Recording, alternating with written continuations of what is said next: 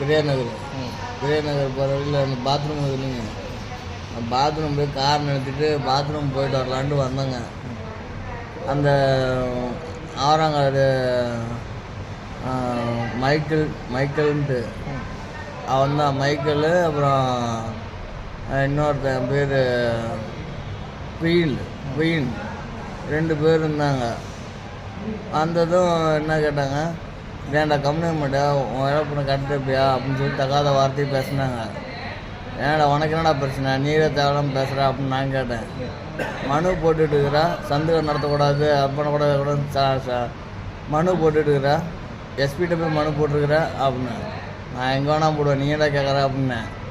பேச அடிக்க ஆரம்பித்தானுங்க. அப்புறம் நானும் எடுத்து அடித்தேன். அப்புறமேட்டு எல்லாம் 4 பேர் சேர்ந்து அடிக்க ஆரம்பித்தாங்க. நான் கீழே விழுந்துட்டேன். அப்புறம் எந்திரிச்சு நிற்கலான்னு இருந்தேன். மறைச்சி வச்சு இந்த கத்தி எடுத்து மண்டையிலே அடிச்சிட்டான். மண்டையில் அடித்தேன், ரத்தம் நான் பிரிச்சுட்டு வந்துச்சு. அதுக்கப்புறம் என்ன ஒன்றுமே பண்ண முடியல, அப்படியே உட்காந்துக்கிட்டேன். அப்புறம் ஆனால் ஊர் மக்கள்லாம் கத்தினாங்க. அப்புறம் என் கூட அந்த 2 பேரும் சத்தம் போட்டனால ஓடி போயிட்டானுங்க. இந்தமாதிரிட்டு எங்கள் சேர்மன் செல்வராஜிட்ட வச்சுக்கிட்டா உன்னை கொன்னே விடுவேன் அப்படின்னு சொல்லிட்டாங்க. அப்படி சத்தம் போட்டு தான் போனாங்க. அதுக்கப்புறம் தான் வந்து இங்கே கூட 2 பேர் இருந்தாங்க, சத்தி சிங்குன்ட்டு. அவங்க தான் இருந்துட்டு என்னை ஈரோடு சிகிச்சைக்கு என்னோடய காரில் கூட்டிகிட்டு வந்து அட்மிட் பண்ணாங்க.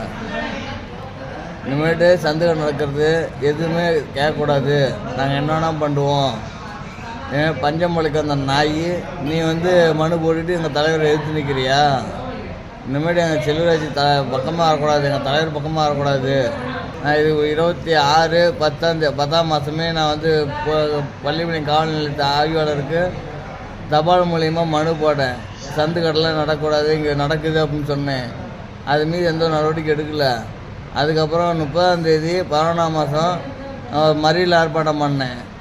அதுக்கப்புறம் அது மீறி எந்த நடவடிக்கை எடுக்கலை.